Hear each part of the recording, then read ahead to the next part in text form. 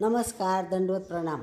सुगरणीचा खोपा या चॅनलमध्ये आपली मावशी आपलं सगळ्यांचं स्वागत करते.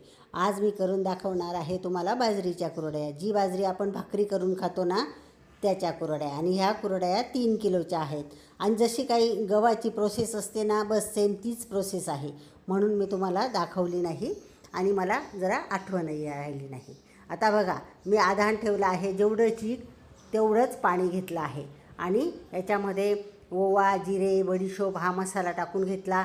थोडी चटणी आणि मीठ, बस एवढाच मसाला टाकला आहे, जास्त नाही.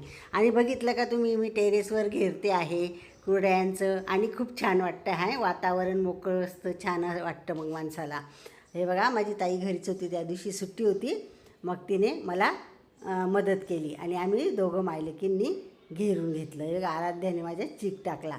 जेवढं पाणी तेवढाच चीक. आणि खूप शिजून घ्यायचं असतं, छान असं वातडं.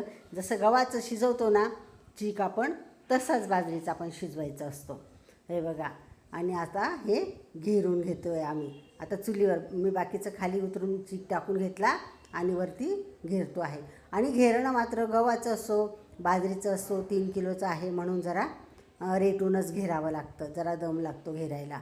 हे बघा, आता ह्या अशा छान अशा कुरड्या टाकून घेते. किती छान कलर आला, बघितला का तुम्ही? बाजरीच्या कुरड्या आहेत असं कोणी म्हणणारही नाही. इतकी छान कलर येतो त्याचा.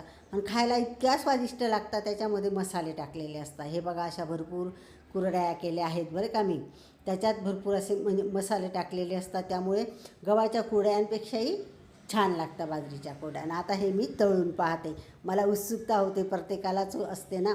मी कुरड्या केल्या, त्या फुलता की नाही, त्या पोकळ अशा छान झाल्या की नाही, असं वाटतं माणसाला. म्हणून मी उत्सुकतेपोटी आपण तळून बघणार आहोत. म्हणजे तळते आहे मी या बाजरीच्या कुरड्या. आणि दुसऱ्या बॅचमध्ये मी गव्हाच्या पण तेवढ्याच पहिले तुम्हाला दाखवल्या, तेवढ्याच मी नंतरही कुरड्या केल्या.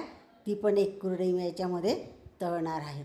खूप छान असं. मुलांसाठी मी कमी चटणी वापरली आहे, पण खायला खूप स्वादिष्ट लागतं बरं का. असं कोणी म्हणणारही नाही बाजरीच्या कुरड्या आहेत.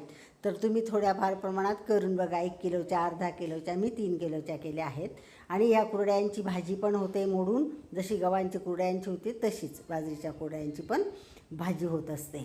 म्हणून तुम्ही करूनही पहा. भाजीला काही नसलं तर आपण आमरसासोबत, कढीसोबत अशी बरोबर म्हणजे आपण भाजी करून खाऊ शकतो. याच्यात कांदे कापले की छान अशी कुरड्या 2-4 मोडल्या की भाजी होते.